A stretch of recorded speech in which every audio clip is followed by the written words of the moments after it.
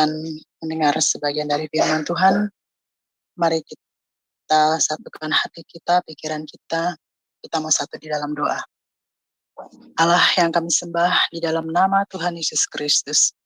Segala puji, hormat, dan syukur Tuhan, kami naikkan di hadirat-Mu. Pada malam hari ini Tuhan, berikan kami kesatuan hati, kesatuan iman ya Bapa dan pikiran kami, untuk kami boleh tertuju hanya kepada Engkau. Tuhan, terima kasih buat penyertaan-Mu, kasih sayang-Mu Tuhan. Sehingga Tuhan Yesus, kami boleh menerima berkat-Mu pada malam hari ini ya Tuhan. Berkat-Mu yang kekal, yang boleh kami rasakan dalam setiap kehidupan kami kelak Tuhan. Tuhan Yesus, biarlah pada malam hari ini juga Engkau yang memberikan kami ya Bapa, sinyal yang baik Tuhan untuk kami boleh mendengar akan firman-Mu ya Bapa. Biarlah Tuhan, Engkau juga memberkati hamba-Mu yang sudah Engkau persiapkan bagi kami untuk memberitakan kabar baik kepada kami Tuhan. Karena kami percaya hanya di kaki-Mu ya Bapa, kami boleh duduk diam ya Bapa. Dan hanya kepada Engkau ya Bapa, kami boleh hidup ya Bapa. Terima kasih Tuhan atas semua kasih dan penyertaan-Mu. Biarlah Tuhan di dalam satu Zoom meeting ini, kami boleh ya Bapa menerima akan berkat-berkat-Mu yang kekal dalam hidup kami. Di dalam nama Tuhan Yesus Kristus, kami mengucap syukur. Haleluya. Amin. Kali ini, Sema Adonai dengan bangga memperkenalkan pengajar kita, Ibu Suryani Watimena. Dan berikut adalah profil singkat dari beliau. Ibu Pendeta Dr. Suryani S. Watimena, MTH, lebih dikenal dengan nama Suryani Pantau. Lahir di Tanjung Uban, 11 Februari 1962. Beliau mengenyam pendidikan di SD Negeri 1, Tarempario, SMP Gideon, Jakarta Utara, SMA Negeri 13, Jakarta Utara, Sarjana Teologi, School for Advanced Studies, SAS, Word of Life, Philippines. Major Missiology, Torpedo Bible School, Manila, Philippines. Major Missiology, Torpedo South Bible, Reverend Grace Chalet, ST Park, Colorado, USA. STT Inalta, Magister Theology, STT IKAT, Pasca Sarjana, Doctoral Ministry, Konversi Proses to DDH. Pengalaman pelayanan. Pengurus Bendahara Pamukri, Persekutuan Pemuda Indonesia, Youth for Christ, mengajar sekolah minggu, pelayanan dari COCM dan Berita Hidup, mengajar Bible Study Muda-Mudi Indonesia, Makati, Filipina, mengajar Bible Study khusus ibu-ibu diploma Kedutaan Indonesia, Makati, Filipina, penyiar radio Kristen, FEBC, Far East Broadcasting Company International, pelayanan di Handicap Hospital, Colorado, pelayanan penginjilan keliling bersama tim Ambassador International sebagai penerjemah dan pengkhotbah. Ditasbih menjadi pendeta oleh Sinode Gereja Kristen Sahabat Indonesia, GKSI. Sekarang jadi GSI, Gereja Sahabat di Indonesia. Mengajar di STT Inalta Jakarta, mengajar di STT Duloh Cilangkap Jakarta, bendahara Yayasan STT Inalta, Gembala Sidang GSI Jemaat Shalom, Ketua Kursus Musik STT Jakarta Yamuger, pengurus BPH Sinode GSI, bendahara umum selama 2 tahun, misionari di Kalbar bersama suami, buka training center Sahabat, mengajar di beberapa STT, BMW, Aras Tamar, Eklesia, Katulistiwa, pelayanan penginjilan radio, Landak Bermazmur, penginjilan keliling pedalaman Kalbar, buka jaringan doa wanita, Kabupaten Landak, Plasrek, JDW, Kalbar, balik pindah ke Jakarta, mentor JDW Pulau Kalimantan sampai sekarang, Sekretaris Umum Sinode GSI, Badan Pertimbangan Gembala Sidang GSI, Ukemene, Fasilitator Trainer My Home, anggota Badan Pertimbangan Sinode GS, Gembala Sidang GSI Shalom, Wakil Gembala Gereja RCCG City of David, Jakarta, YouTuber anggota ASPI dengan nama channel Suryani Pantau. Dari Zoom, Sema Adonai terus menyuarakan pengajaran firman Tuhan yang membangun iman. Ya, shalom, selamat malam. Selamat malam. Gimana kabarnya Ibu? Luar biasa. Ya, puji Tuhan, sehat ya. Amin. Silakan Ibu. Ya. Salam saudara yang kekasih di mana saja Anda berada, baik di Indonesia maupun di luar negeri ya. Puji nama Tuhan, hari ini kita berjumpa lagi dalam channel Shema Adonai ya, dalam fellowship pada malam ini. Nah, tema kita masih lanjutan dari minggu lalu, menghidupi kehidupan yang baru ya. Sekarang part 2. Kita berdoa, sekali lagi kami datang kepadamu, kami serahkan jam firman Tuhan ini kepadamu Tuhan. Pakai hamba urapi supaya setiap kata kalimat yang keluar sesuai dengan kehendak. Di dalam nama Yesus Tuhan kami berdoa. Amin. Saudara yang kekasih, mari kita membuka Alkitab kita ya. Kita membuka Alkitab kita dari Roma 6 ayat yang kelima. Ya, Roma 6 ayat kelima. Minggu lalu itu adalah 2 Korintus 5 ayat 17, sekarang Roma 6 ayat yang kelima. Sebab jika kita telah menjadi satu dengan apa yang sama dengan kematiannya, kita juga akan menjadi satu dengan apa yang sama dengan kebangkitannya. Sekali lagi, sebab jika kita telah menjadi satu dengan apa yang sama dengan kematiannya, kita juga akan menjadi satu dengan apa yang sama dengan kebangkitannya. Nah, saudara, kata menjadi satu dengan apa yang sama dengan kematian Tuhan Yesus, kata yang dipakai dalam bahasa Yunani itu adalah simpitos, ya, simpitos atau dari simpio, artinya bertumbuh bersama, ditanam bersama, bersatu dengan. Ini menunjukkan kesatuan dengan Kristus dalam kesamaan, ya, dalam kesamaan atau likeness. Jadi kita menjadi satu, kita menjadi satu dengan apa yang sama dengan kematiannya. Kita menjadi satu dengan apa yang sama dengan kebangkitannya. Nah, minggu ini kita akan belajar menjadi satu dengan apa yang sama di dalam kematiannya. Nah, kematian yang diterangkan dalam Roma 6 ayat 4 dan 8 di sini, saudara, hal ini menyatakan tidak sama secara alami ya. Jadi slide yang berikutnya itu ya. Tidak sama dengan secara alami, tetapi satu di dalam pengalaman. Ya, jadi satu di dalam pengalaman. Jadi kita baca di dalam ya, ayat yang keempat dan 8 dari Roma 6. Dengan demikian kita telah dikuburkan bersama-sama dengan Dia oleh baptisan dalam kematiannya. Slide yang berikutnya. Dengan demikian kita telah dikuburkan bersama-sama dengan Dia oleh baptisan dalam kematian, supaya sama seperti Kristus telah dibangkitkan dari antara orang mati oleh kemuliaan Bapa, demikian juga kita akan hidup dalam hidup yang baru. Dan ayat yang ke-8, jika kita telah mati dengan Kristus, kita akan hidup dengan Dia. Jadi Paulus mengumpamakan baptisan ini dalam dua arti, yaitu pertama, arti hurufiah, masuk ke dalam air, membenamkan atau mencelupkan, menyelamkan.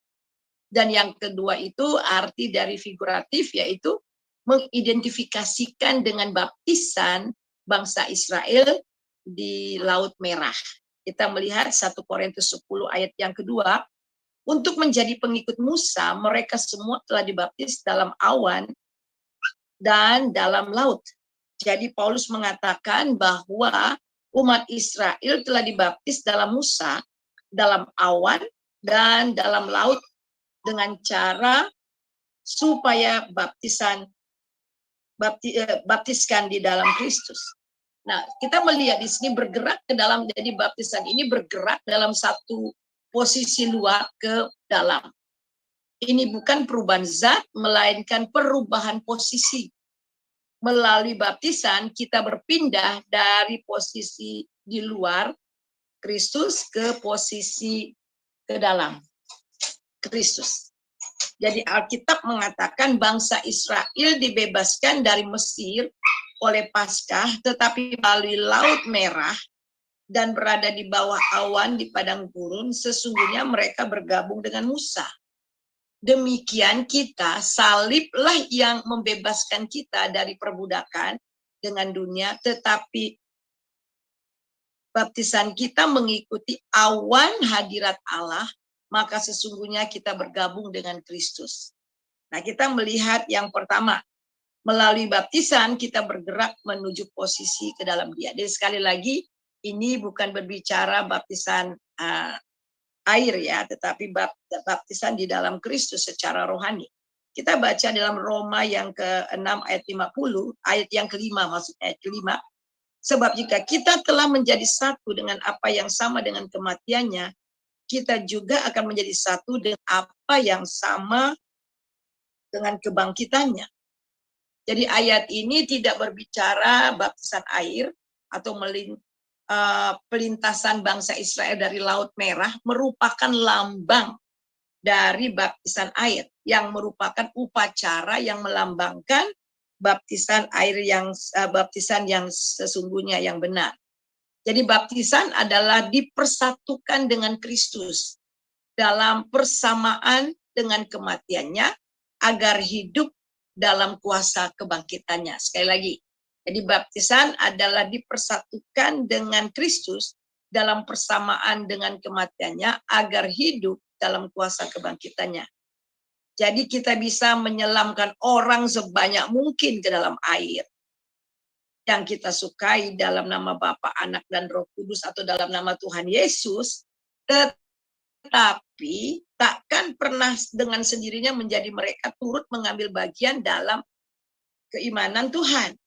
Ya, baptisan air hanya upacara melambangkan tekad kita yang kita ambil untuk hidup bersatu dengan Kristus.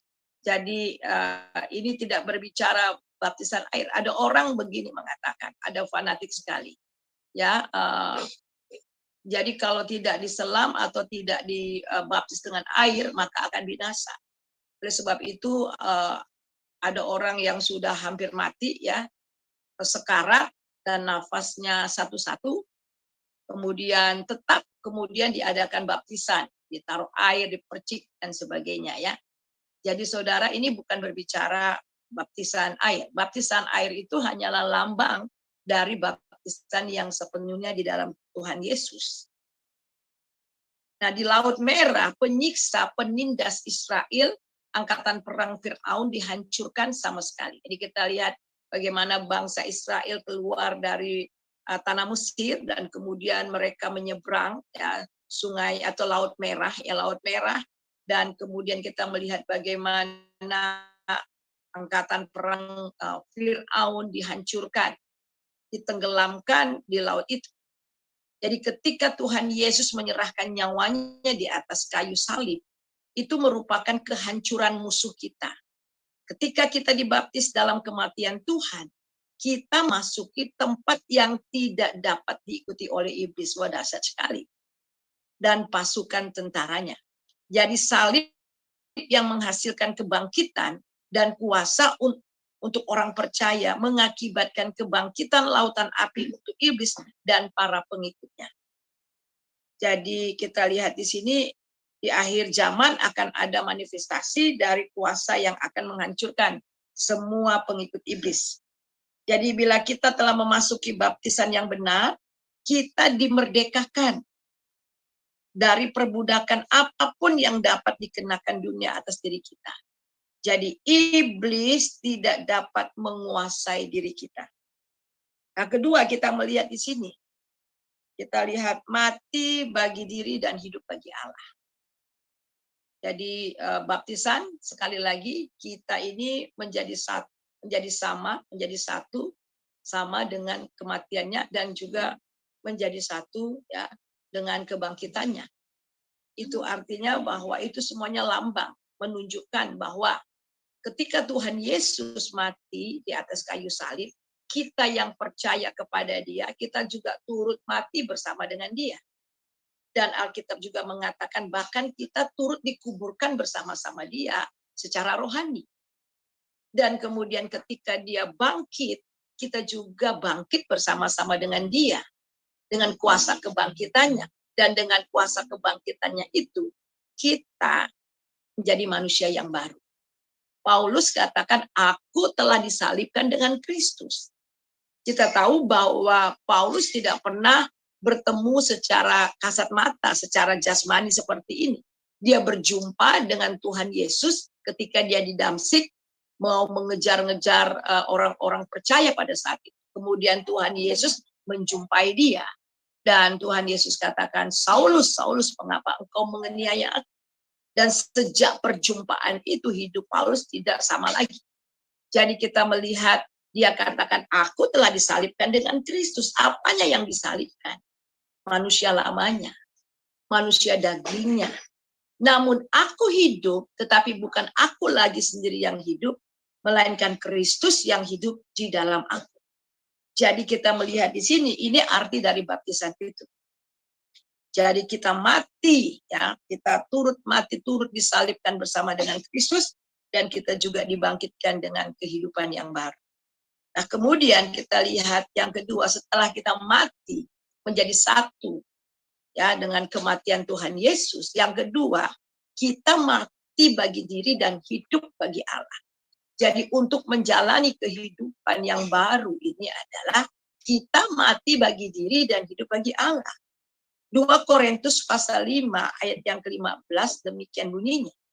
Dan Kristus telah mati untuk semua orang, supaya mereka yang hidup tidak lagi hidup untuk dirinya sendiri, tetapi untuk Dia yang telah mati dan dibangkitkan untuk mereka. Jadi mereka yang hidup tidak lagi hidup untuk dirinya sendiri, tetapi untuk Allah. Jadi kita telah mati bersama dengan Kristus.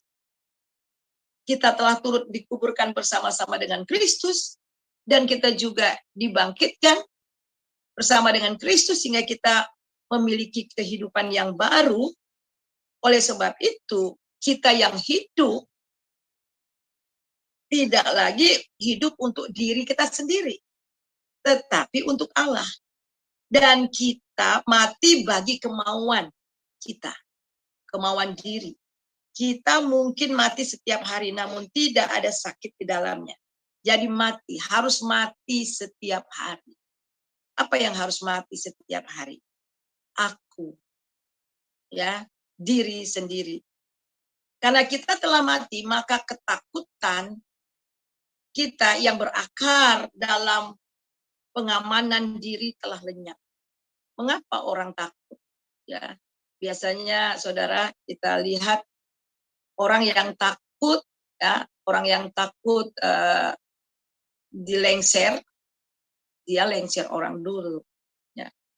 Orang takut bahwa dia dijolimi orang, dia jolimi dulu. Ya. Jadi sebenarnya ketakutan-ketakutan itu justru untuk memprotek dirinya sendiri. Ya saudara. Nah kita melihat di dalam 2 Korintus 4 ayat 10 bahwa ketakutan itu saudara telah lenyap. Alkitab juga katakan bahwa kamu tidak menerima roh yang menjadi kamu menjadi roh perbudakan yang membuat kamu menjadi takut lagi. Tapi kamu telah menerima roh Allah. Oleh roh itu kita berseru ya apa ya Bapa. Jadi karena kita telah mati, maka ketakutan kita yang berakar dalam pengamanan diri itu telah lenyap. 2 Korintus 4 ayat 10, kita senantiasa membawa kematian Yesus di dalam tubuh kita. Supaya kehidupan Yesus juga menjadi nyata di dalam tubuh kita. Jadi apa maksudnya membawa kematian Yesus dalam tubuh kita? Itu artinya mati bagi diri. Mati bagi diri dan hidup bagi Allah supaya Yesus juga menjadi nyata dalam tubuh kita. Semakin kita mati bagi diri kita, semakin hidup Yesus nyata dalam hidup kita. Dibaptis dalam Kristus berarti bersedia menyangkal diri, memikul salib setiap hari, dan mengikut Yesus setiap hari. Kita lihat dalam Lukas 9 ayat 23. Katanya kepada mereka semua, setiap orang yang mau mengikut aku, ia harus menyangkal diri, memikul salib setiap hari dan mengikut aku. Nah, mari kita melihat yang pertama dari ayat ini. Ada 3 hal. Yang pertama itu menyangkal diri. Jadi dalam kita menghidupi kehidupan kita yang baru, Kita yang sudah mati bagi diri dan hidup bagi Allah. Dan bagaimana supaya kita bisa mati bagi diri? Yang pertama Tuhan mau supaya kita menyangkal diri. Jadi tahukah saudara bahwa hambatan yang terbesar di mana orang Kristen tidak bisa dipenuhi oleh Roh Kudus, tidak bisa dipimpin oleh Roh Kudus, dan mereka tidak bisa bertumbuh di dalam Tuhan. Persoalan yang terbesar dari mereka itu adalah diri sendiri atau aku, self. Walaupun memang kita lihat pergumulan kita melawan sistem dunia ini atau melawan iblis, namun semua itu musuh yang terbesar kita itu bukan iblis. Musuh yang terbesar itu bukan melawan kuasa-kuasa kegelapan. Tadi sudah dikatakan di muka. Kita masuk ya dari posisi luar masuk ke dalam posisi di dalam Kristus. Ketika kita ada di dalam Kristus, musuh-musuh itu telah dikalahkan. Dan iblis tidak bisa masuk ke dalam posisi kita itu. Tapi musuh yang terbesar justru itu datang dari diri sendiri. Yaitu self, aku. Ya. Jadi problem yang terbesar kita bukanlah iblis atau roh-roh jahat, bukan. Namun problem kita yang terbesar adalah diri kita sendiri. Keangkuhan hidup adalah masalah terbesar dari manusia. Ketika manusia pertama jatuh ke dalam dosa, iblis datang kepada Hawa dan berkata, jika engkau makan buah itu, engkau akan menjadi seperti Allah. Jadi dengan kata-kata ini, iblis menghembuskan ke dalam diri Hawa racun neraka, yaitu keangkuhan diri. Jadi ketika racun itu masuk ke dalam darah mereka, saat itu juga racun itu membuat mereka menjadi pemberontak dan meninggalkan Allah. Kita lihat sejak awal ras Adam, manusia telah menggali lubang-lubang mental, emosional, dan spiritual dalam diri mereka sendiri, dan tidak tahu bagaimana cara untuk melepaskan diri mereka dari lubang-lubang tersebut. Manusia memagari diri mereka dengan penjara-penjara. Apa itu penjara-penjara? Perhatian yang berpusat pada diri sendiri. Jadi benar-benar self protection. Ya, jadi benar-benar self center. Jadi manusia mulai memagari diri sendiri dengan apa? Dengan perhatian yang berpusat pada diri sendiri. Jadi kejatuhan kita ke dalam dosa mengakibatkan kita berdosa, berpusat pada diri sendiri.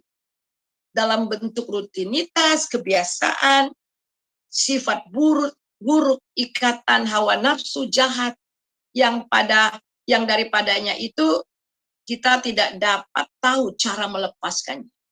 Ada begitu banyak orang terjerat dengan kebiasaan-kebiasaan buruk. Kemudian ikatan hawa nafsu jahat. Dan tidak tahu bagaimana melepaskan dari hal-hal tersebut. Jadi sekali lagi kejatuhan manusia ke dalam dosa mengakibatkan manusia menjadi self-center. Jadi saudara, sebelum manusia jatuh ke dalam dosa, kita melihat di sini, manusia itu diliputi, dibungkus dengan kemuliaan Allah. Tapi ketika mereka jatuh ke dalam dosa, kemuliaan Allah itu hilang.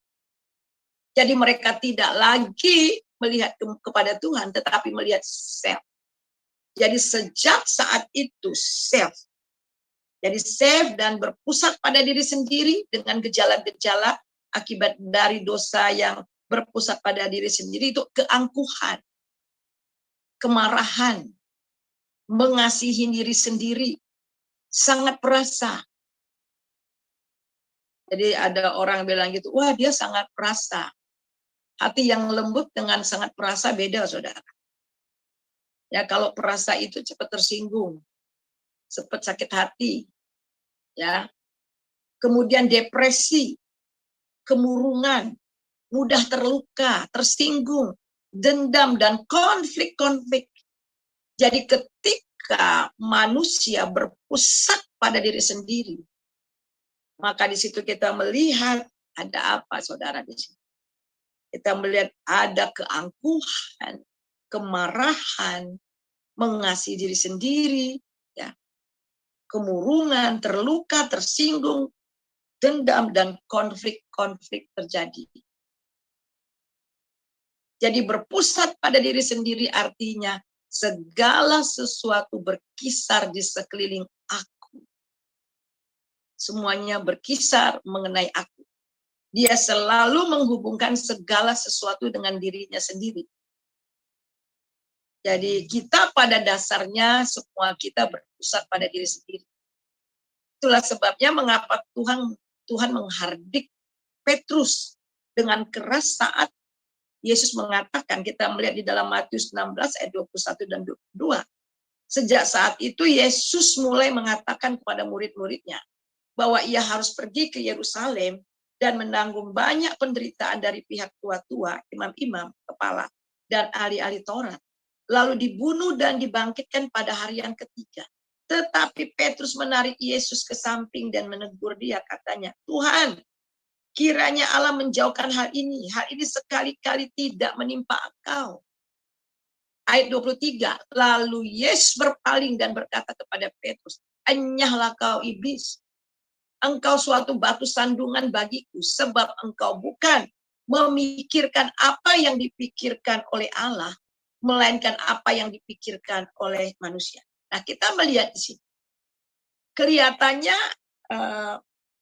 Petrus sangat concern.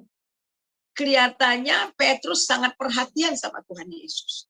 Jadi ketika Tuhan Yesus katakan bahwa dia akan menanggung banyak penderitaan di Yerusalem dari pihak-pihak tua-tua, imam-imam, kepala, bahkan dibunuh.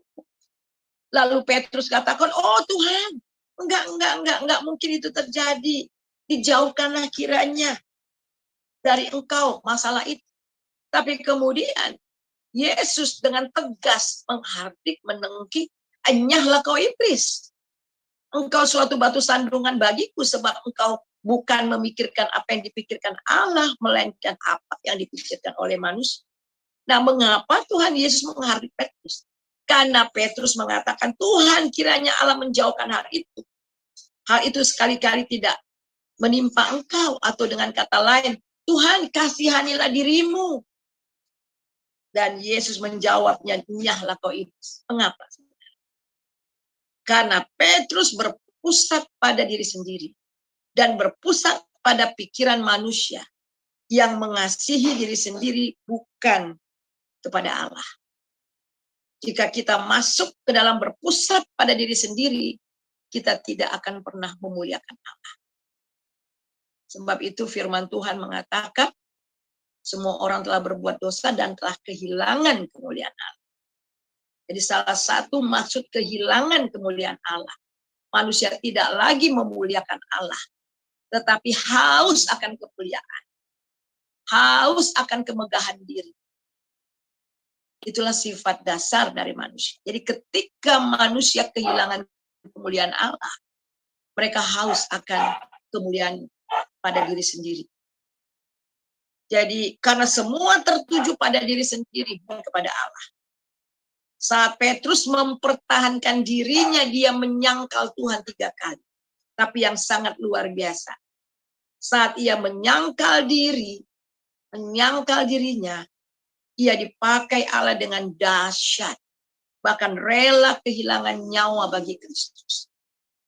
Sejarah kekristenan, sejarah perjalanan gereja yang mula-mula, saudara, mencatat bahwa Petrus kemudian mati disalib, tetapi dia merasa tidak terhormat kalau kepalanya tidak menyungsang. Tadinya ketika dia belum betul-betul mati bagi diri, dia menyangkal Tuhan Yesus karena dia mempertahankan dirinya. Tetapi yang sangat luar biasa, setelah dia mengalami perubahan di dalam Kristus, dia telah mati bagi diri dan hidup bagi Allah, dan hidupnya betul-betul berpusat kepada Kristus, dan betul-betul dikuasai oleh Roh Kudus. Dia rela kehilangan segalanya bagi Tuhan. Jadi sama halnya dengan Tuhan Yesus saat dia disalib. Ia mati bagi dirinya sendiri. Ia tidak mempertahankan harga dirinya sendiri yang harus dipertahankan. Alkitab mengatakan bahwa dia itu setara dengan Allah. Tapi dia mengosongkan dan tidak mempertahankan kesetaraannya dengan Allah. Dia rela mengambil rupa seorang hamba. Bahkan taat sampai mati di atas kayu salib. Saudara bisa lihat itu di Filipi 2 ayat 6-11. Dan apa yang terjadi saudara, akibat atau hasil dari apa yang telah Tuhan buat. Dengan kemenangan Yesus, maka kuasa dosa dalam tubuh kita hilang kuasa. Hidup Yesus dan kuasa Roh Kudus menanti akan memenuhi kehidupan saudara dan saya.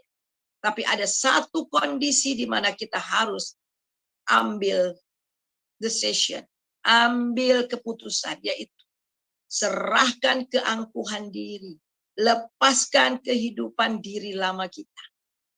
Maka Allah akan memberikan kehidupan barunya kepada kita.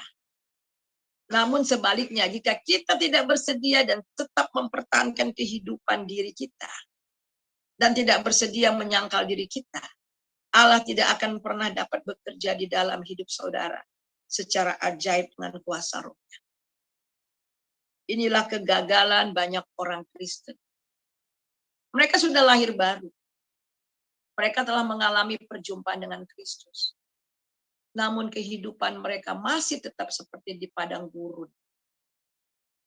Ya, hidup di dalam kedagingan.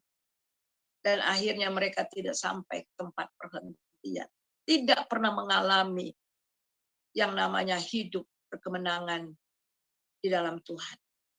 Jadi menyangkal diri itu berarti kita rela katakan tidak kepada diri kita sendiri. Dan juga rela katakan tidak pada hal-hal yang dapat menghambat hubungan kita kepada Allah. Mungkin hal-hal itu sangat berharga bagi kita. Dan kita sudah familiar dengan segala kelemahan kita. Tetapi kita tidak rela melepaskannya. Sehingga akhirnya kita terus berputar-putar di tempat yang sama. Jadi menyangkal diri berarti tidak mencari kepentingan diri sendiri. Tetapi kepentingan orang lain. Ini memang berat, saudara. Ada orang katakan, apa bisa, Bu?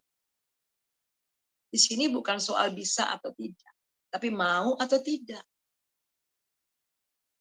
Dan Tuhan tahu memang itu susah. Oleh sebab itulah Tuhan memerintahkan kita untuk melakukan ini.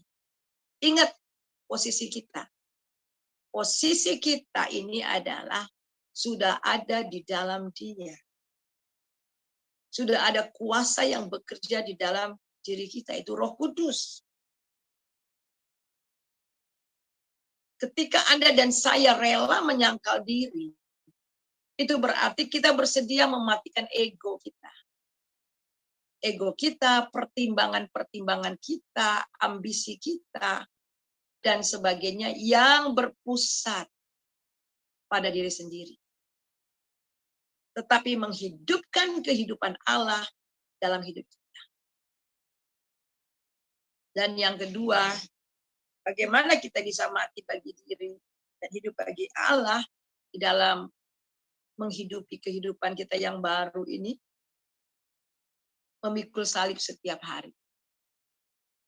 Ketika memikul salib setiap hari, akan ada rasa sakit.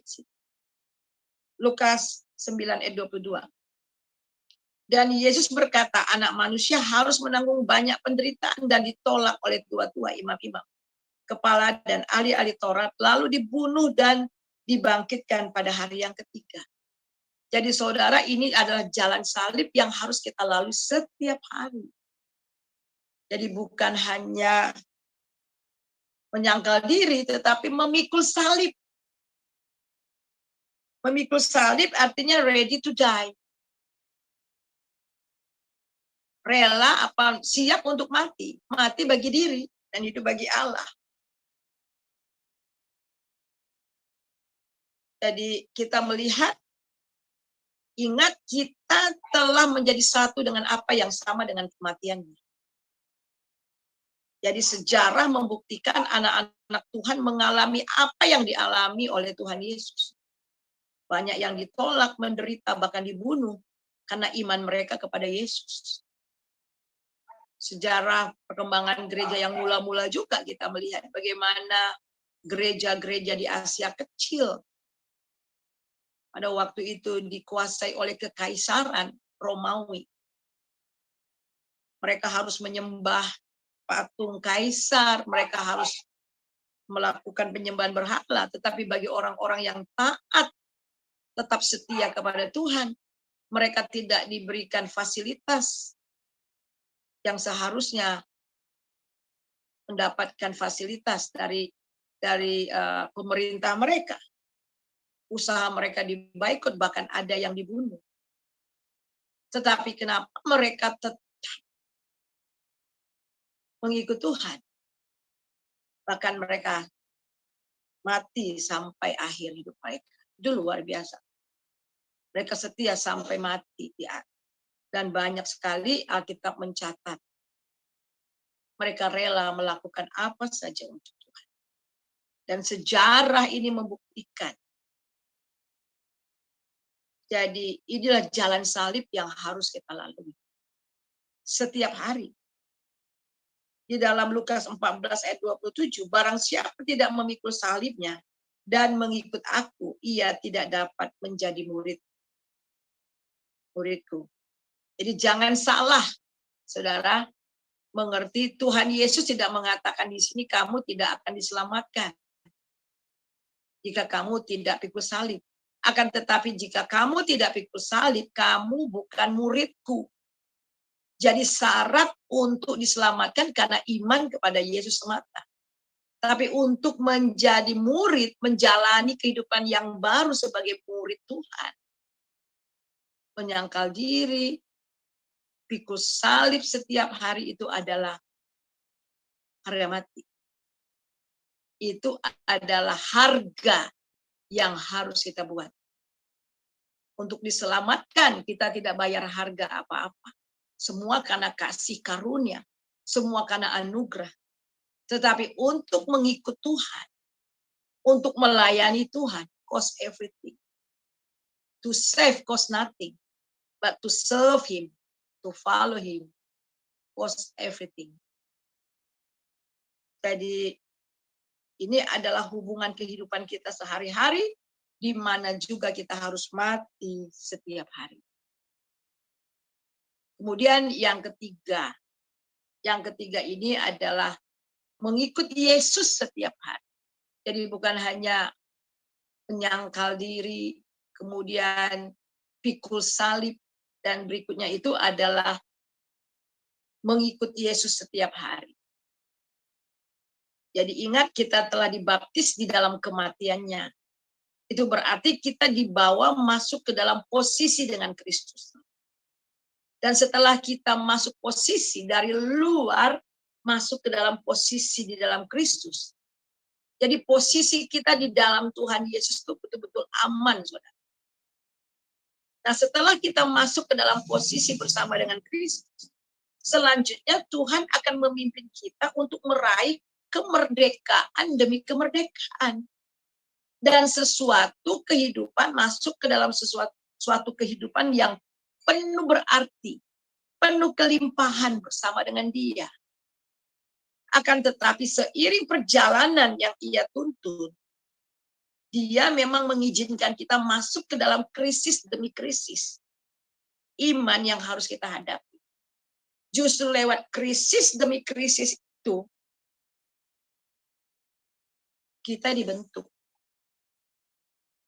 Ya, krisis ini memperhadapkan kita pada pilihan yang menentukan, yaitu memilih untuk menyangkal kehendak diri sendiri dan memikul salib serta mengikut Dia dengan sepenuh hati, serta membiarkan Dia menguasai dan memimpin kehidupan kita, atau memilih tetap sebagai orang Kristen yang mengasihi Tuhan tapi ala kadarnya.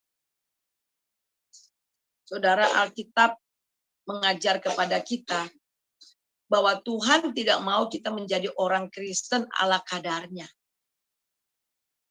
Yesus mengajar kepada kita total surrender. Tuhan itu totalitas. Dia memberikan semuanya total untuk kita. Jadi tidak diberikan sedikit-sedikit, tapi total. Karena begitu besar kasih Allah kepada kita sehingga dia memberikan anaknya yang tunggal kepada kita. Segala berkat surgawi telah segala. Jadi pakai segala, semua, segenap. Itu artinya totalitas. Dan Tuhan mau di dalam pengiringan kita, dalam kehidupan kita, menghidupi kehidupan di dalam Tuhan ini. Kita memang diperhadapkan dengan krisis-krisis. Tetapi apakah kita bersedia memilih untuk menyangkal diri sendiri, pikul salib dan mengikut Tuhan, dan membiarkan dia menguasai hidup kita dan memimpin kita? Atau sebaliknya? Ya, kita memilih, ya kita mengasihi jadi orang Kristen, tetapi ala kadarnya. Dan orang yang hidup ala kadarnya, sulit untuk mengalami Tuhan. Sulit untuk melihat kuasa Tuhan.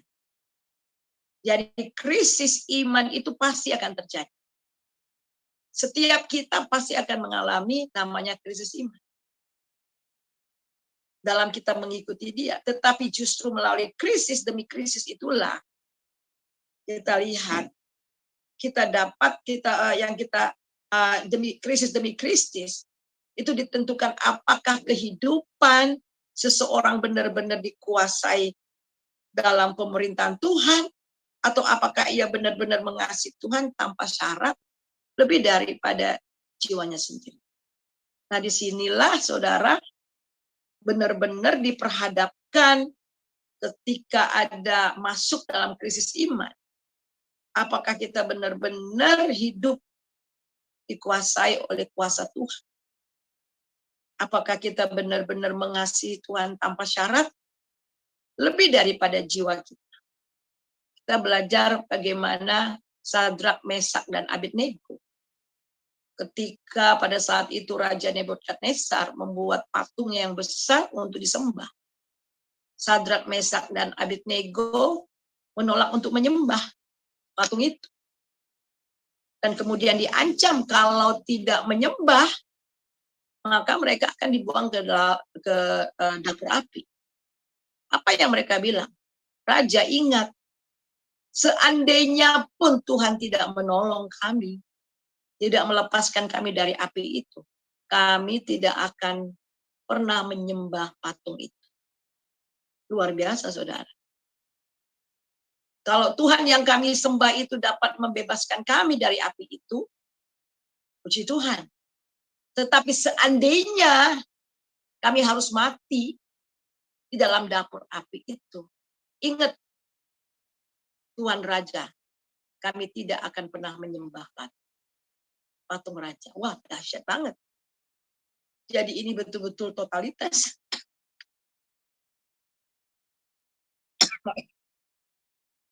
Mengasihi Tuhan tanpa syarat. Melebihi dari jiwanya sendiri.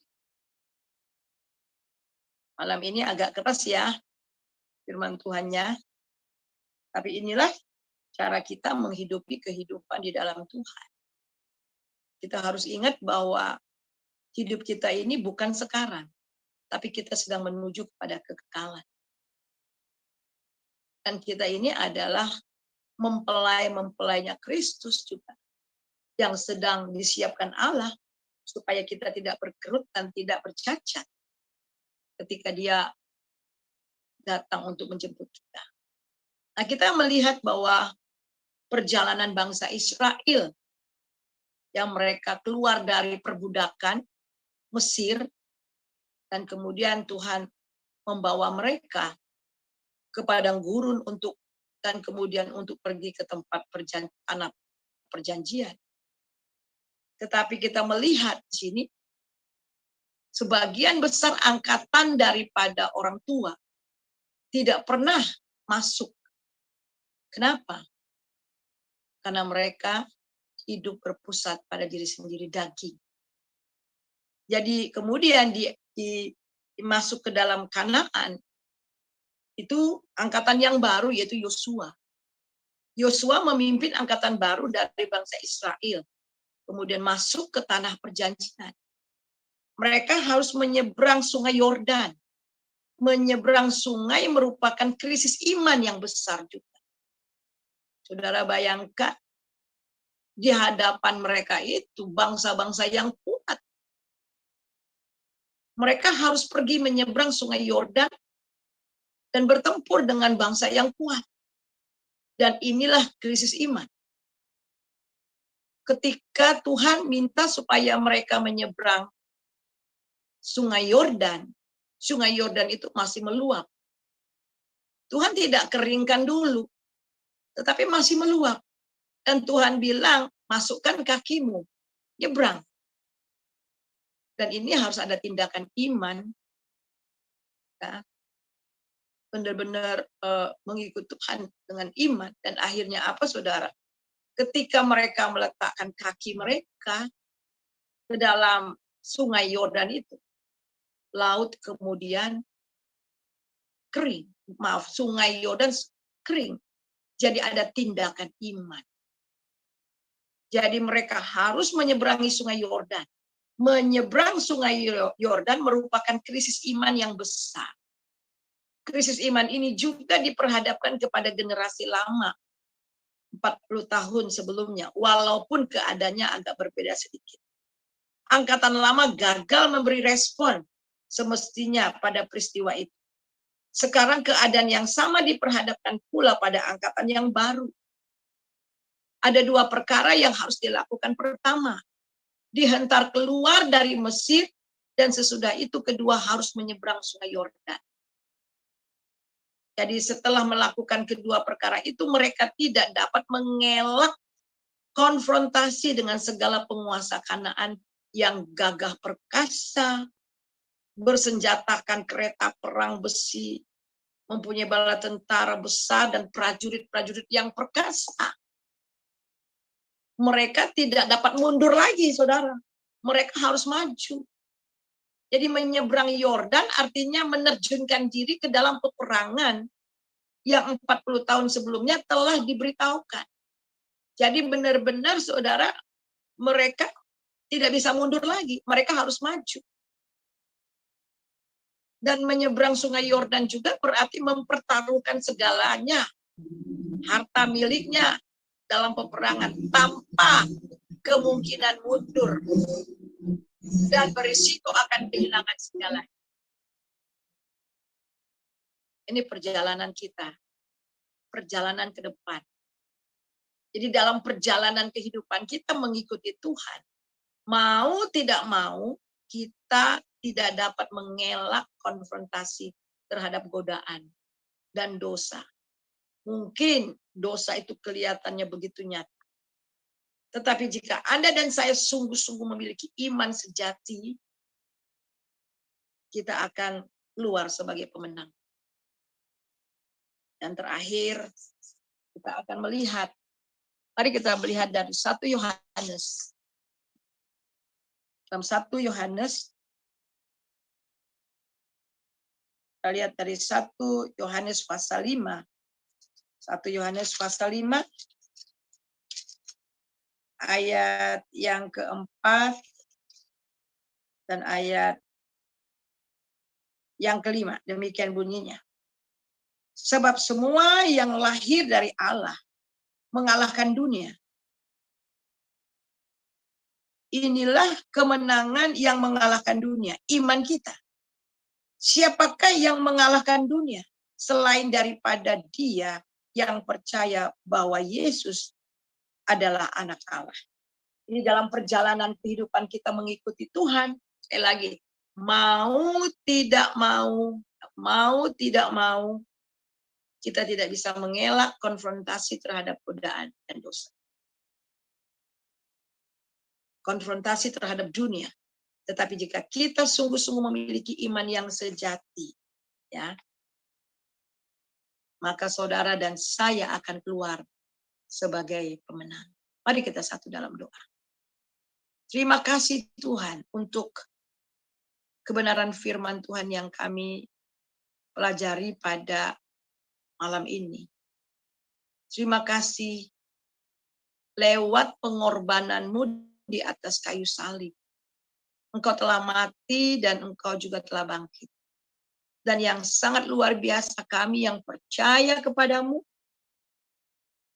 yang sungguh-sungguh menerima engkau sebagai Tuhan dan Juru Selamat, yang telah mengalami juga kematian bersama dengan Tuhan. Kami menjadi satu dengan apa yang sama dengan kematian. Kami juga menjadi satu dengan apa yang sama dengan kebangkitan. Ini luar biasa sekali. Ini semua kami alami karena kasih Tuhan. Terima kasih Tuhan, Engkau telah membawa kami dari posisi di luar dan masuk ke dalam posisi bersama dengan Tuhan. Sehingga iblis tidak dapat masuk ke dalam posisi itu. Sebagai orang-orang percaya, manusia yang baru, posisi kami aman di dalam Tuhan. Dan si jahat tidak dapat menjamah kami. Tetapi dalam seiring dalam kehidupan kami ya Tuhan, ada banyak orang yang berjatuhan.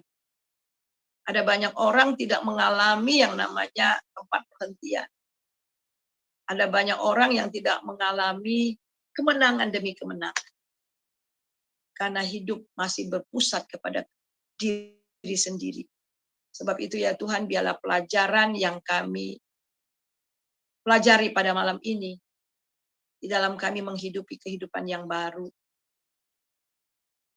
Mata kami akan tetap tertuju kepada Tuhan, dan hidup berpusat kepada Kristus dengan mati bagi diri dan hidup bagi Allah.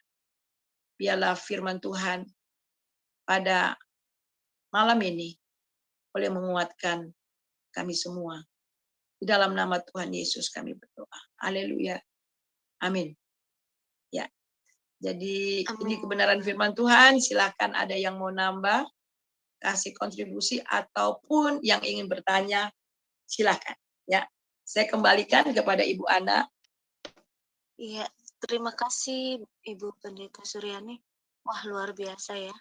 Jadi maksudnya hal yang perlu kita perhatikan pada waktu kita ingin memiliki suatu kehidupan yang berkenan di hadapan Allah, maka perbuatan yang kita lakukan itu berkenanan itu bukan hanya dilihat dari perbuatan yang dilakukan, tetapi identitas orang yang melakukan perbuatan itu. Itu maksudnya kita sudah kembali jadi orang baru, manusia baru. Baik, ini ada yang mau bertanya, Ibu Aling. Silakan Ibu Aling. Ya, shalom, selamat malam, Ibu Pendeta Suryani. Iya, shalom. Saya mau menanyakan ini, ketika anak Tuhan yang sudah menerima Yesus hidup sudah mati, maksudnya mati dalam kedagingan ya Bu ya, dan bangkit bersama Yesus, hidup dalam kekudusan. Kita harus menyangkal diri dan bersalib setiap hari ya Ibu. Nah, ketika kita mampu melakukan itu, maka akan melahirkan satu ketekunan ya Bu dalam diri kita. Dan dari ketekunan itu akan melahirkan pengharapan ya Ibu. Itu apa sih?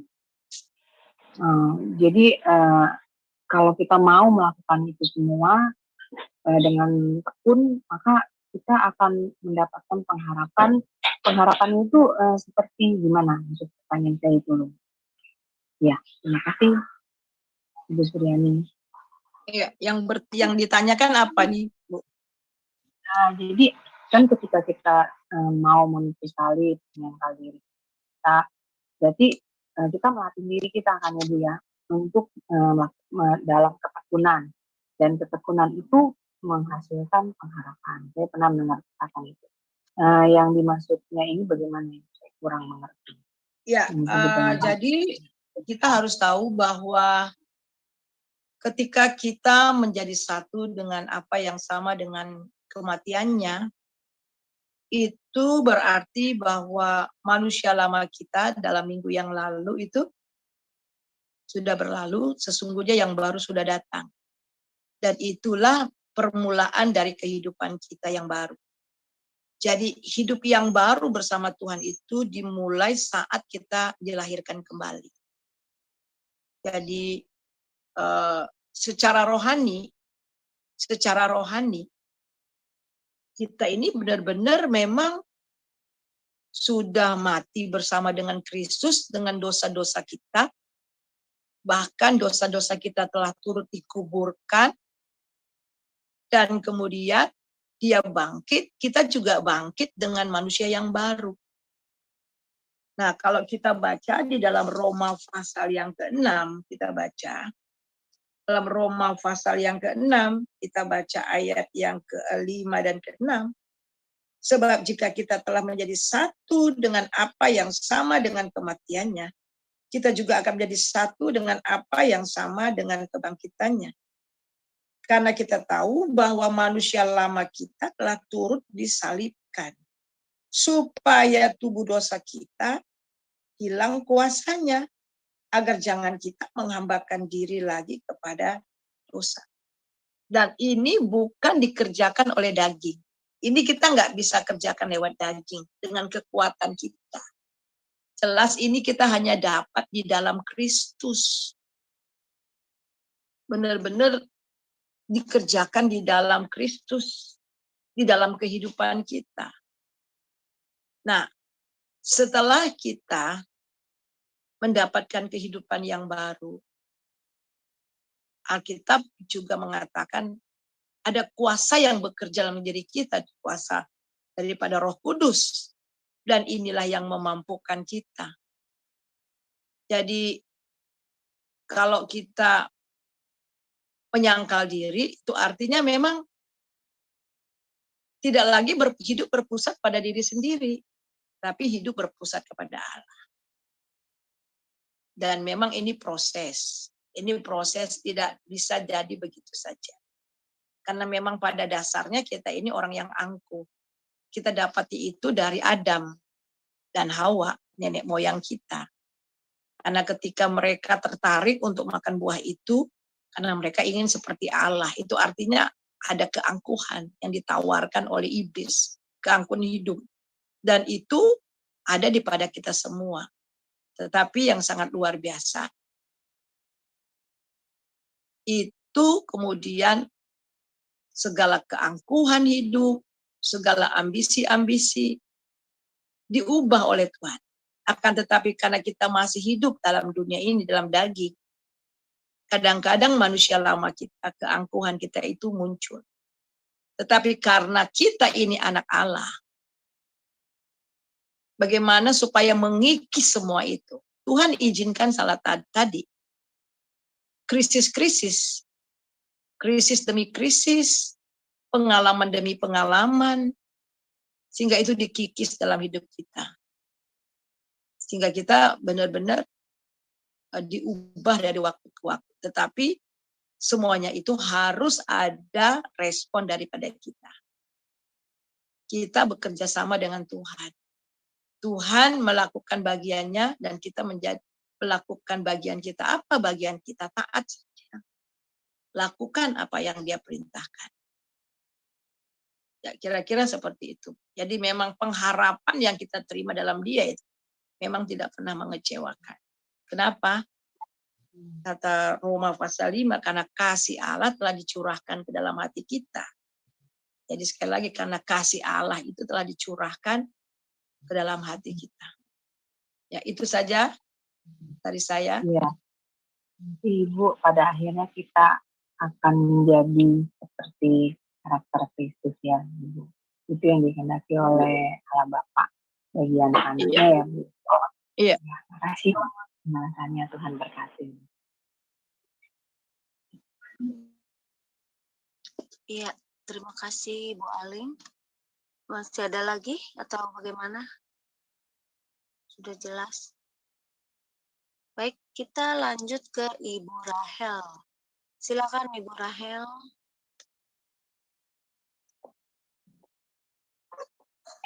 Shalom Ibu Pendeta Suryani, shalom. Iya, shalom. Selamat malam. Ya,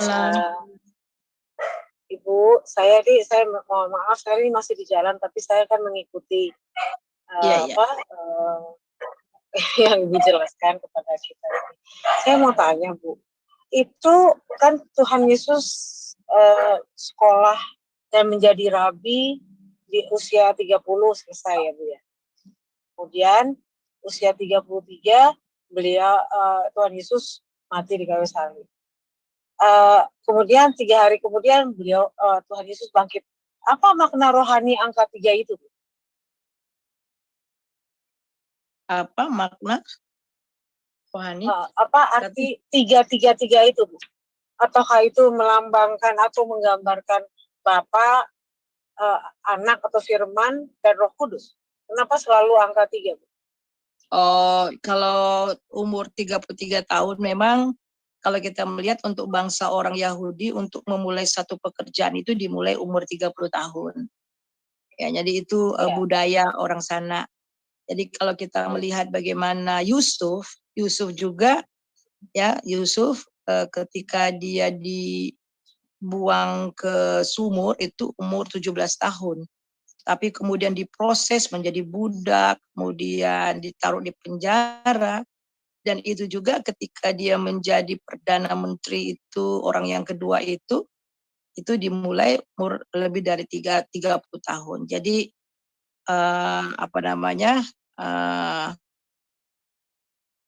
jadi itu adalah tradisi orang Yahudi ya. Jadi dimulai dari 30 tahun ke atas ya, mulai dari umur 30 tahun.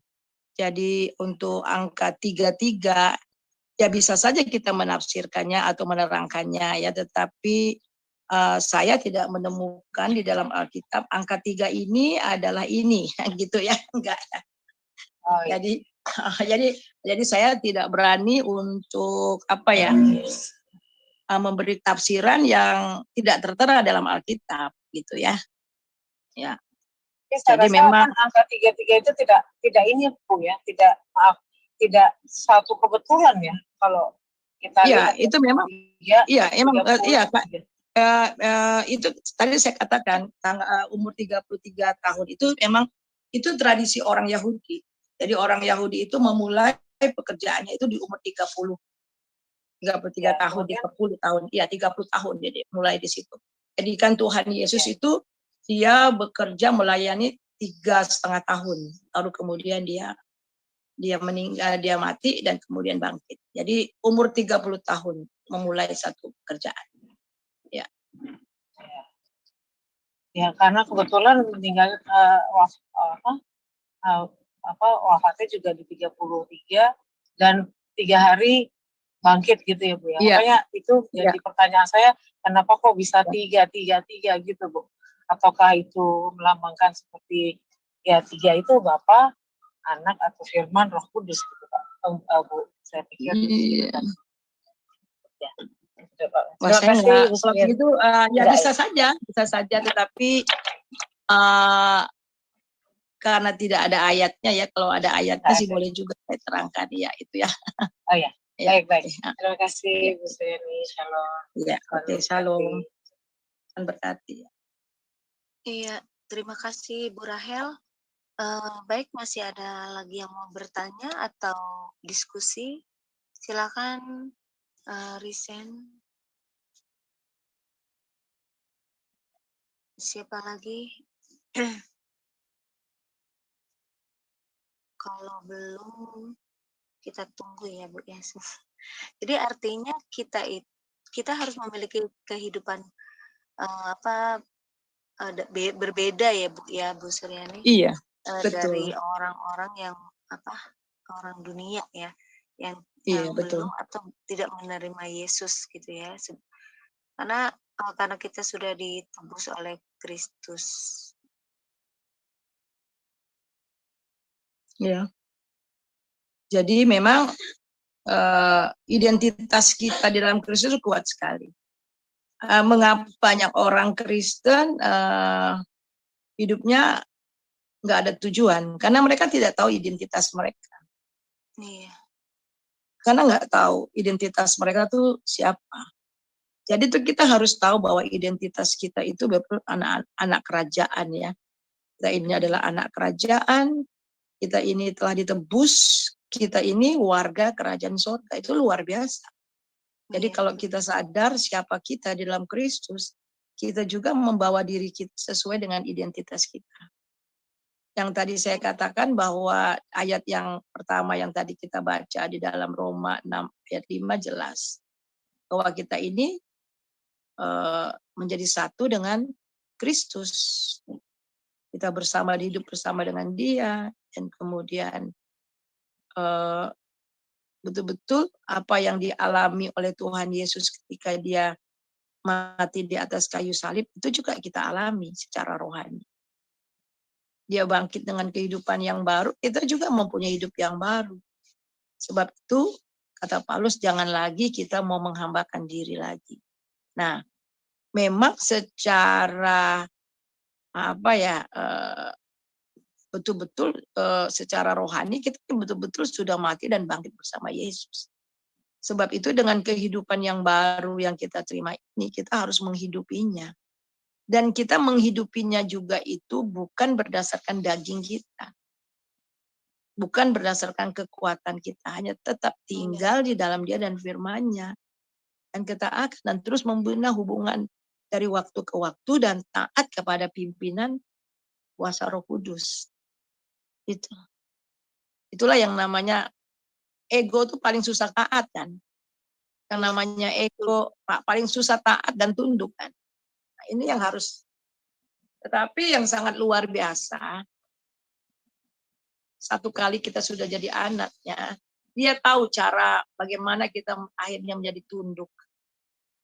Amin. Ya, lewat krisis demi krisis Tuhan perhadapkan kita juga akhirnya sampai pada titik di mana kita belajar untuk tunduk, kita belajar untuk taat. Nah itu.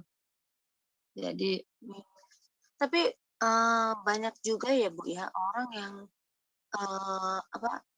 dia belum tahu kalau dia itu ciptaan baru. Jadi saat dia pikul salib gitu kan, banyak kekecewaan. Padahal dalam arti dia hidup baru itu, jadi manusia baru itu, ya resiko itu sebenarnya kita memang harus pikul salib dalam arti masalah-masalah itu kita hadapi bersama Tuhan kan begitu ya Bu ya? Iya betul. Ya, karena banyak bersama juga Tuhan. Ya Bu. Iya Bu, silakan. Kalau nggak salah minggu lalu saya sudah terangkan ya. Jadi bagaimana kita mengikuti Dia itu, mengikuti Dia dengan mata yang tertuju kepada Tuhan. Iya. Mata yang tertuju pada Tuhan berarti memang berpusat kepada Kristus, hidup yang berpusat kepada Kristus, dan mata yang terus tertuju kepada Kristus. Dan Kristus sendiri akan membawa kita kepada kesempurnaan iman. Iman kita kepada kesempurnaan yang luar biasa loh. Jadi Dia sendiri yang membawa iman kita kepada kesempurnaan. Nah, tugas kita, posisi kita itu hanya tetap melihat kepada Dia dan firman. Hanya berpusat kepada Kristus.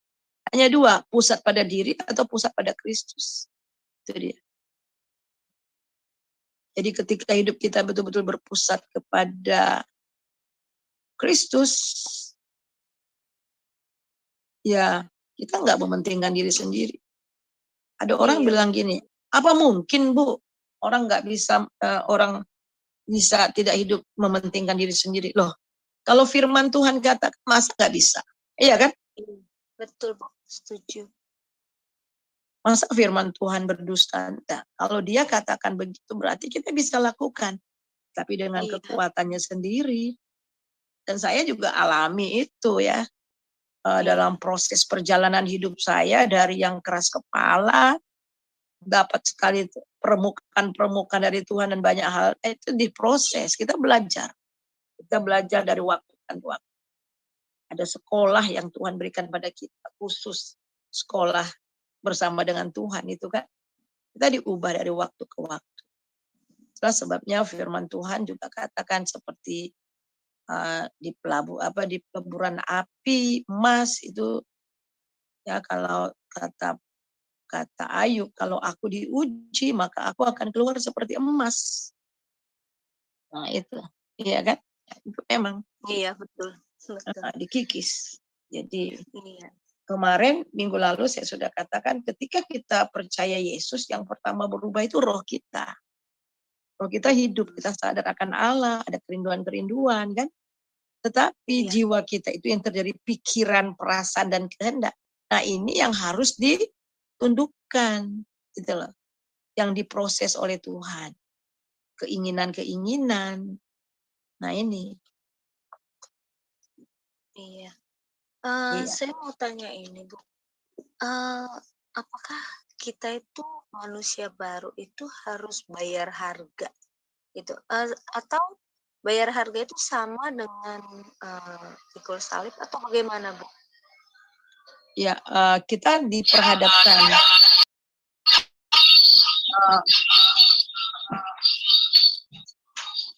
bayar harga itu artinya kita rela berkorban.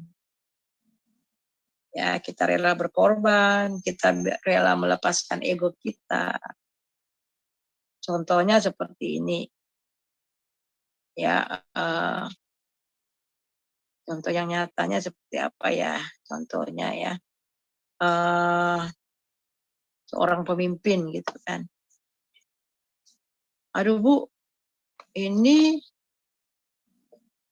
kita nggak bisa kasih ibu gitu. Berkatnya sekarang gitu kan. Tapi hanya bisa untuk mereka-mereka, ibu nggak bisa gitu. Padahal untuk ibu nanti aja gitu contohnya. Nah, kita memilih bisa aja. Oh, nggak bisa, saya gitu. Tapi orang yang sudah benar-benar mati bagi diri, dia nggak mikir lagi. Oh ya nggak apa-apa. Silakan untuk yang lain saja. Nggak perlu saya. Nanti urusan saya nanti Tuhan. Nah itu kayak. Dan itu nggak mudah seperti itu. Dan itu lewat proses. Gitu ya. Iya, betul. Nah itu lewat proses. Terus ego kita juga. Ketika kita tahu, kita dengar orang jelek-jelekin kita di depan kita. Tapi kita nggak bisa marah, kita nggak marah gitu loh. Dan itu juga kan itu lewat proses gitu loh. Iya. Kita nggak balas. Kita tidak membalas orang yang berbuat jahat kepada kita. Apa bisa Bu? Bisa. Dan itu seiring dengan proses. Yang penting kita taat sama Tuhan. Yang penting kita bergantung sepenuhnya sama Tuhan. Apakah kita bisa gagal, pernah mengalami kegagalan, akhirnya kita ego kita naik. Oh, itu manusiawi seringkali mengalami itu. Tetapi yang sangat luar biasa ya, orang yang mempunyai manusia baru ini, dia punya Roh Kudus. Nah, ini dia, Roh Kudus inilah yang selalu membawa kita dari kebenaran, yang menemplak kita akan dosa, yang menginsapkan kita akan dosa, yang memimpin kita dari kebenaran demi kebenaran. Wah, itu dahsyat banget. Jadi tuh kita itu bukan berjuang sendiri untuk mengubah hidup, justru kita kerjasama dengan Roh Kudus yang ada di diri kita. Gitu loh. Kira-kira ngerti ya maksud saya ya? Ya. Iya, baik. Jadi kalau kita dengan diri kita sendiri itu daging, itu agamawi. Kita harus tahu bahwa kekristenan itu bukan agamawi. Kekristenan itu relationship. Kita bisa beragamawi, kita bisa lakukan ke gereja dan sebagainya, kelihatannya aktif. Tetapi kalau tidak ada hubungan secara pribadi dengan Kristus, pada hakikatnya itu adalah mati. Ya itu. Jadi hubungan ini yang terus menerus. The more Jadi you close to her, to him, the more you like him, gitu kan? Iya. Iya. The more you closer, jadi benar. Jadi semakin kita dekat dengan Tuhan, semakin kita tuh diubah untuk menjadi serupa dengan Dia. Amin. Betul, Bu. Jadi Ya adalah mungkin seperti ini kali ya Bu ya, kayak misalkan di gereja gitu ya, kita ada yang membutuhkan gitu bantuan gitu ya, karena bagaimana? kita juga butuh, mungkin seperti kita di dalam gereja ada seseorang atau teman kita yang butuh materi gitu ya, tapi kita juga ada tapi nggak banyak lah gitu ya, dan akhirnya kita ya udahlah bagi 2 lah gitu, ada buat dia segini, buat saya segini, karena saya juga nggak bisa bantu banyak. Nah itu termasuk mungkin ya Bu ya? Iya. Bayaran. Ya termasuk sampai seperti itu biasanya kan, gue juga butuh masa mau ngasih orang, nah itu ego kita kan. Iya. Siapa lo yang gue juga butuh gitu kan. Nah, itu. Makanya tuh ya kita harus belajar dari yang kecil-kecil. Dulu saya di Kalimantan, saya banyak anak-anak rohani, anak-anak asuh gitu ya yang tinggal, yang kami sekolahkan. Nah, saya selalu bilang ada 10 potong ikan. Kalau ada 10 potong ikan dan kita 10 orang, satu ambil lebih satu aja, pasti yang satu nggak kebagian. Iya. Nah, makanya itu mulai itu emang dari daging ya. Dan seringkali saya pernah menghadiri satu bukan pesta ya, ada fellowship waktu di daerah ya. Jadi akhirnya ada orang dari Jakarta datang. Saya pernah tinggal di daerah 12 tahun dan melayani. Itu padahal hamba-hamba Tuhan, anak-anak Tuhan yang hadir gitu ya. Wah, di situ udangnya besar-besar semua, ambil sepenuh-penuh piringnya seperti seperti gunung Fujiama. Ambil banyak-banyak, akhirnya nggak habis. Nggak habis, orang di belakangnya baru setengah jalan, orang-orang di belakang udah nggak kebagian. Tetapi yang ambil banyak itu, orang yang ambil banyak itu, aduh udah nggak kemakan, kue udah nggak kemakan. Udah, jadi sering gitu. Jadi itu dimulai dari kita harus mendisiplin diri. Makanya kan kita lihat bagaimana Daniel ya, dia mendisiplin dirinya, tidak menajiskan dirinya dengan makanan-makanan, dengan yang lainnya. Itu pendisiplin diri. Kita emang harus mendisiplin. Iya, betul. Iya, jadi kita harus mendisiplin diri kita. Jadi kalau kita nggak menang atas daging, kita nggak akan bisa menang atas kota-kota. Di mana bangsa Israel di padang gurun itu kan kedagingan, daging semua itu yang berperan. Mereka jatuh dalam percabulan, penyembahan berhala, grumbling, ya, bersungut-sungut, dan sebagainya. Apa mereka bilang? Kami teringat dengan ikan di Mesir, kami teringat dengan bawang putih, bawang merah, semangka, ketimun. Itu memang manusiawi banget. Ya, panas-panas kalau minum, panas-panas kalau makan semangka, enak. Iya kan? Iya betul. Tapi kenapa Tuhan harus kasih mana yang itu sampai mereka bosan? Nah itu. Iya, betul. Supaya kata Tuhan, supaya kamu tahu bahwa hidup ini bukan hanya dari roti saja. Nah itu. Jadi memang ini pendisiplinan, sebenarnya pendisiplinan sebagai murid ya, sebagai murid Tuhan Yesus, Tuhan mendisiplin kita ya. Disiplin dari penyangkalan diri ya, termasuk semua itu. Jadi bukan hanya egonya aja, tetapi termasuk dari penyaliban daging. Gitu. Iya. Ini ada yang resign lagi, Bu. Iya, silakan. Siapa tadi? Ibu Rahel apa Ibu Alin? Silakan. Ya, shalom. Ibu, sekali lagi saya mau bertanya. Ibu, itu kan manusia itu kan dengar ya Ibu? Suara saya. Nah, Ibu. Jelas. Manusia itu kan dia kalau tidak mau bertobat, tidak mau, maksudnya tidak mau taat gitu. Walaupun sudah diproses ya, maksudnya dikikis egonya, tapi dia tidak mau bertobat. Itu sama juga dia mengeraskan hati ya, Ibu. Nah, dan kalau sudah seperti itu, maka Tuhan benar-benar akan mengeraskan hatinya ya Bu. Ini pernah baca Iya, ayat nih.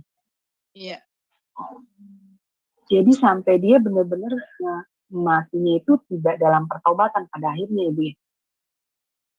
ya Seperti itu itu. memang proses sampai seperti itu tuh karena memang selalu menolak Tuhan ya. Jadi sebenarnya proses untuk mencapai benar-benar itu tuh memang prosesnya panjang, tapi diawali oleh karena kekerasan hati.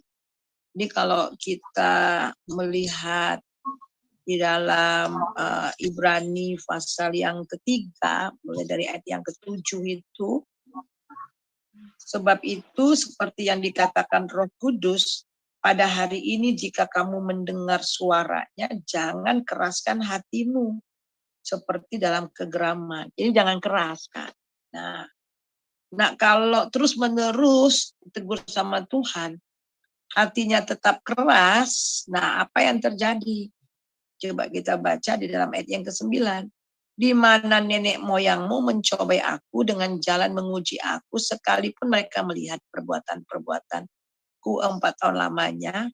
Itulah sebabnya aku murka kepada angkatan itu dan berkata selalu mereka sesat hati. Nah ini, dari keras hati menjadi sesat, itu udah gradually ya, itu bertahap itu. Dan tadinya keras dan akhirnya nggak peduli sama Tuhan, nggak peduli dengan tegurannya, akhirnya kita menjadi sesat.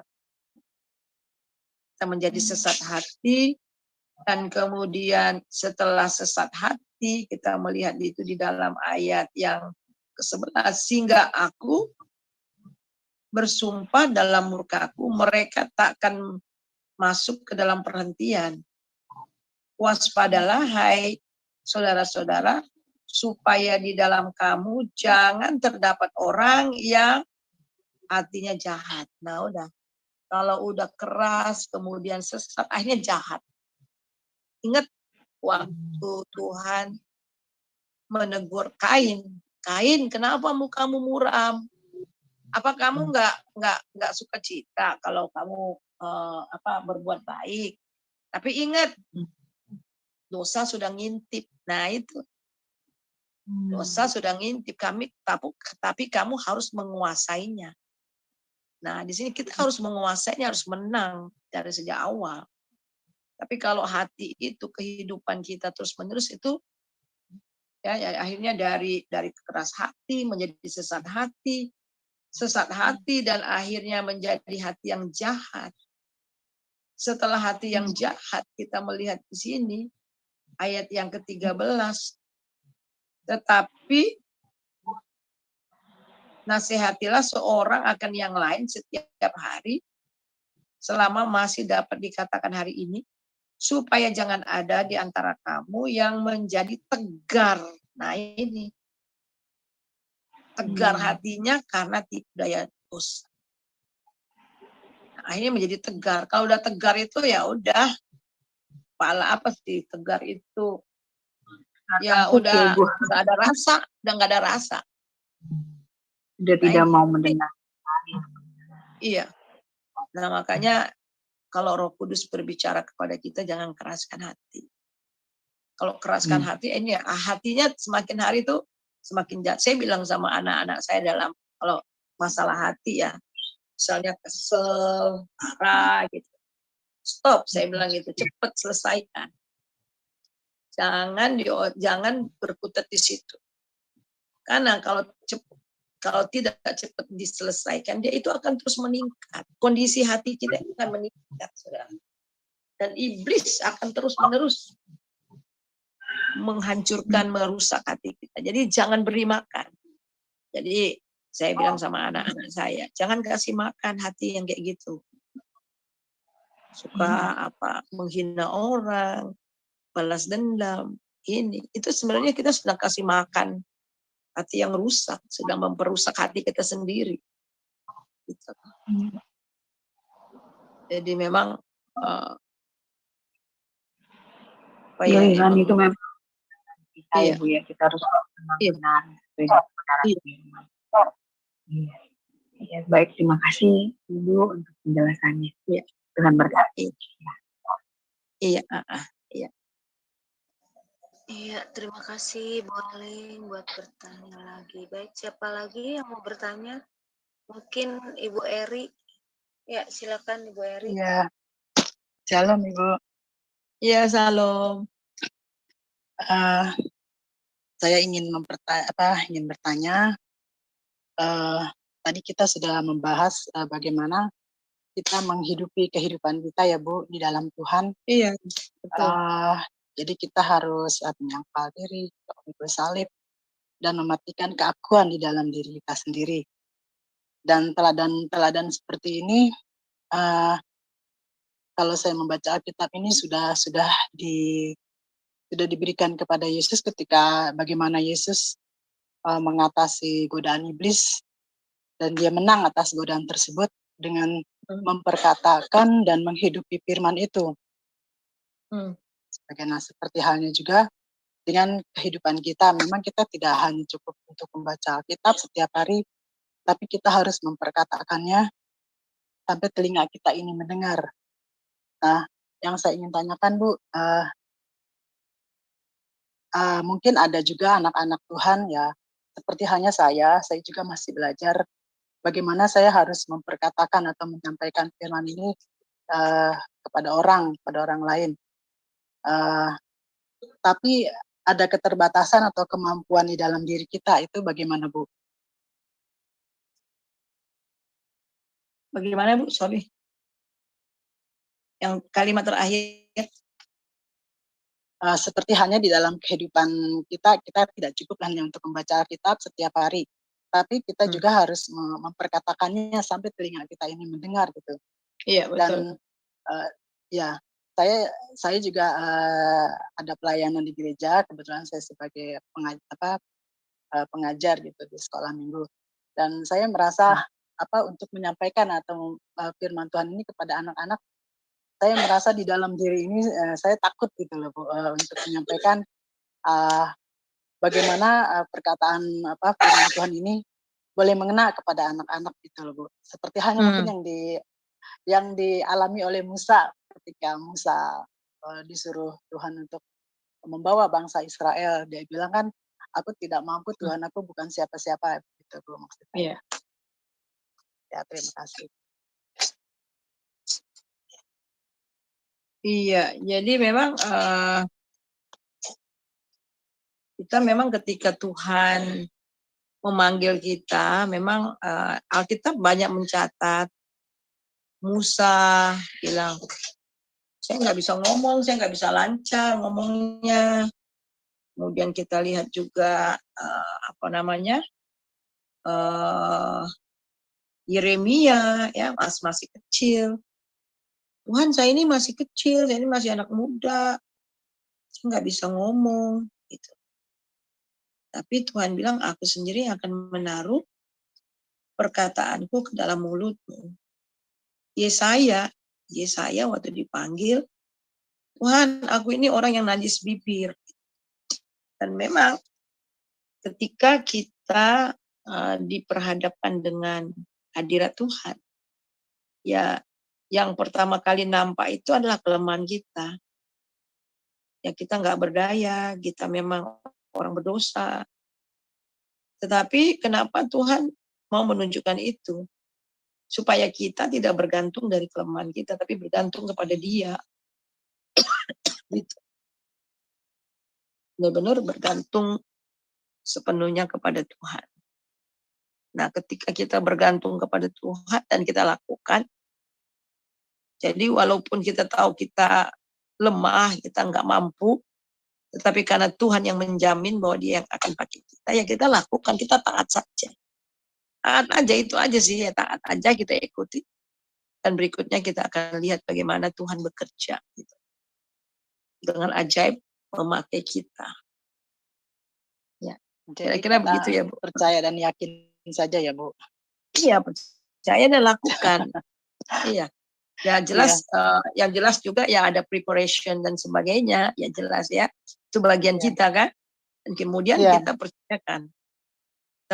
Jadi saya alami ya karena pengalaman-pengalaman mengajar dan sebagainya, kita bisa aja mengajar secara automatically ya. Tetapi kalau itu tidak dituntun oleh Roh Kudus, pelajaran firman Tuhan itu hanya sampai ke otak aja, tapi tidak sampai tembus hati. Nah itu bedanya. Jadi yang sampai menembus hati kuasa Roh Kudus yang bekerja. Nah kalau Roh Kudus yang bekerja itu benar-benar seperti apa ya, pedang yang bermata dua yang sampai ke sum-sum istilahnya ya, kata firman Tuhan kan. Nah itu. Jadi karena kuasa Roh Kudus, bukan karena pinternya kita. Kita bisa mungkin pinter cerita, pinter ini, khotbah apa segala. Tapi kalau dengan ego lagi kan, dan kepandaian sendiri, ya itu hanya enak didengar dan hanya masuk ke otak, tapi tidak sampai mendarat ke hati orang. Apalagi roh orang, ya gitu ya. Itu kira-kira ya. Ya, baik Bu. Terima kasih Bu. Iya, terima kasih Bu Eri. Jadi itu ya Bu, kalau misalkan kita tidak bisa, maksudnya tidak bisa ngomong gitu, ya kita ngomong sama Tuhan. Maksudnya untuk mengungkapkan kepada teman itu sulit, jadi kita harus bertanya sama Tuhan atau minta sama Tuhan supaya kita dikasih kekuatan gitu ya. Iya, dan seperti Musa gitu ya Bu ya. Iya betul. Dan banyak kali dalam pengalaman saya ya. Aduh Tuhan, jadi jangan salah, walaupun saya sudah jadi dosen dari tahun 86 gitu ya, dan sering pimpin KKR apa segala, tetap kalau saya mau pergi pelayanan itu apapun bentuk, apakah di YouTube, di apa, tetap saya harus benar-benar bergantung sama Tuhan gitu loh. Sama Roh Kudus. Jadi itu jelas. Dan yang sangat luar biasa, seringkali saya itu mendapatkan satu pencerahan itu mengalir aja keluar di mulut saya itu keluar. Dan saya tahu satu pelajaran dari Tuhan itu justru kadang-kala waktu saya di mimbar loh. Ketika saya sedang terus khotbah ya, dan itu memang dipimpin oleh Roh Kudus ya. Dan ada mengeluarkan ya, memang ada statement, ada kalimat-kalimat yang justru nggak pernah saya persiapkan, tapi di situ keluar gitu loh. Ya, jadi mengalir saja gitu ya Bu ya. Iya, itu Roh Kudus. Nah, tapi ya memang saya mempersiapkannya jelas ya, dengan doa, dengan firman dan doa. Yang berikutnya itu mau siap aja dipakai oleh Tuhan. Gitu. Iya. Ya, dalam segala hal. Dalam segala hal ya. Iya. Iya, baik. Jadi memang harus menaruh Roh Kudus di dalam hikmat kita ya Bu. Iya. Jadi ya dia yang memberi hikmat ya, bukan hikmat kita ya kita. Iya, maaf. Iya, iya bukan hikmat kita, tapi dia memberi hikmat kepada kita. Dia Tuhan yang memberi hikmat ya. Amin, iya betul.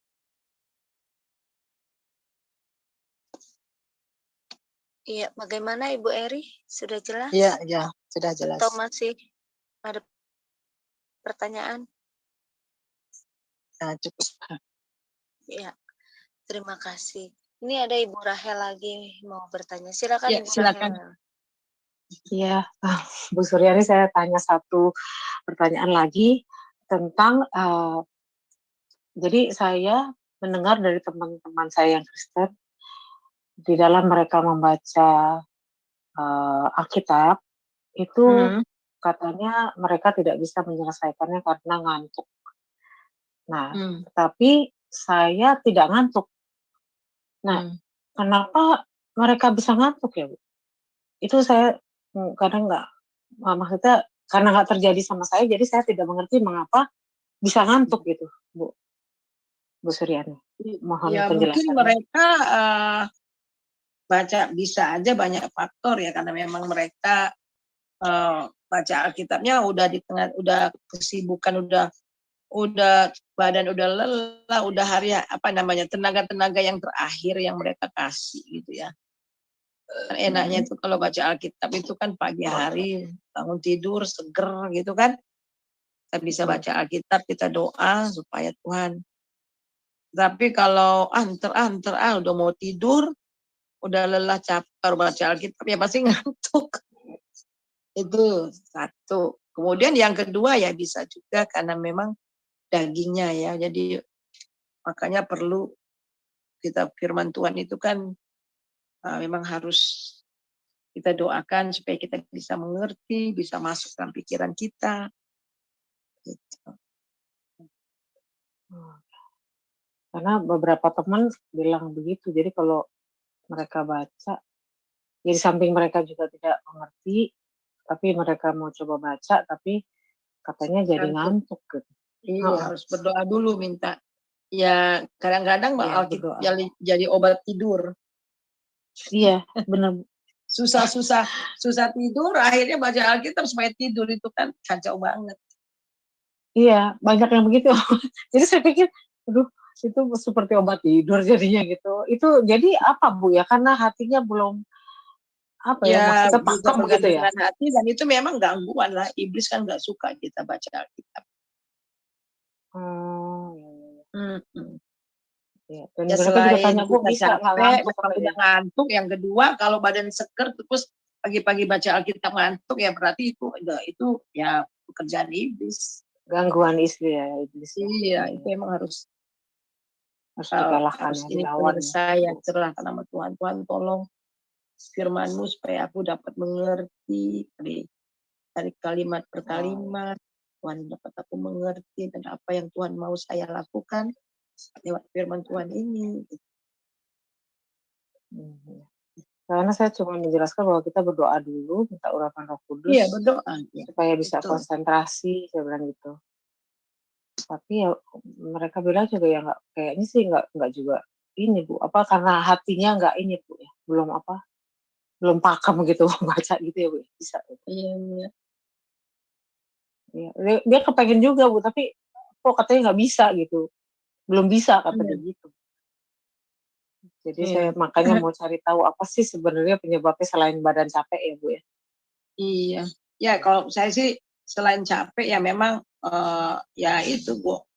Ya kuasa gelap. Maksudnya ya iblis yang nggak suka kita baca Alkitab. Kekuatan hatinya, imannya ya Bu ya. Apakah bisa dilawan, bisa melawan ya, untuk bisa. itu ya Bu ya? Ya bisa, jadi kita minta kita tolak roh ngantuk. Tuhan tolong saya supaya saya dapat mengerti. Oh iya. Ya baik, nanti saya sampaikan lebih ini lagi. Kan di dalam itu ya Bu, di dalam Mazmur 1 ayat yang ayat pertama sampai ke 6 itu kan. Orang fasik tidak tahan di kumpulan orang benar. Bisa lihat aja tuh kalau di gereja ya udah mau firman Tuhan dia tidur. Iya, ada yang tidur. Saya bilang kok tidur sih saya. Tapi kemudian setelah selesai dia bangun. Gitu. Iya, otomatis. Itu memang ada something, pasti something wrong dengan orang itu lah. Oh iya. Iya Bu, ada yang bisa tidur gitu Bu. Jadi, ya oke, terima kasih Bu. Iya. Terima kasih, shalom. Ya sama-sama. Iya, terima kasih Bu Rahel. Atau masih ada yang mau ditanyakan lagi? Barangkali ada yang mau didiskusikan. Ini sepertinya malam ini banyak yang bertanya perempuan semua ya, ibu-ibu semua ya Bu ya. Iya, ini laki-lakinya banyak. Yang bapak-bapaknya mungkin masih di mana belum ada pertanyaan mungkin Bu. Iya. Mungkin belum bisa ada kasih tambahan juga, bisa tambahan. Iya. Bapak yang kekasih dalam Tuhan Yesus, terima kasih banyak buat fellowship pada malam ini, buat firman-Mu, buat pertanyaan-pertanyaan. Biarlah kami terus bertumbuh di dalam kebenaran akan firman Tuhan, sehingga hidup kami terus diubah dari waktu ke waktu. Terima kasih untuk setiap kami yang hadir. Biarlah Engkau memberkati keluarga masing-masing, Engkau memberkati pribadi masing-masing, supaya tetap bertumbuh di dalam Engkau ya Tuhan. Terima kasih buat Indonesia. Tahun depan adalah pemilihan umum untuk presiden, untuk anggota legislatif, dan juga pemilihan pilkada. Tuhan tolong supaya terpilih presiden yang sungguh-sungguh takut akan Tuhan, terpilih anggota DPR dan juga DPRD, DPD, orang-orang yang benar takut akan Tuhan, kepala-kepala daerah juga yang takut akan Tuhan. Biarlah selama kampanye, boleh kampanye dengan sehat, segala rencana-rencana yang ingin menghancurkan kesatuan NKRI, kami batalkan, kami tolak dalam nama Yesus. Terima kasih Tuhan, kami mau istirahat. Biarlah Tuhan sertai kami, esok kami boleh bangun dengan kesadaran yang baru. Mari kita angkat hati kita, damai, sejahtera, sukacita yang melimpah-limpah dari Bapa di dalam Tuhan Yesus Kristus, serta persekutuan yang manis dalam Roh Kudus senantiasa menyertai saudara mulai hari ini sampai Maranatha. Diberkatilah engkau, diberkatilah rumahmu, diberkatilah orang yang keluar masuk rumahmu, diberkatilah anak cucumu, diberkatilah lumbung-lumbungmu, diberkatilah pelayananmu sehingga engkau diberkati dan menjadi berkat. Kita terima ini hanya dalam nama Bapa, Anak, dan Roh Kudus. Haleluya. Amin.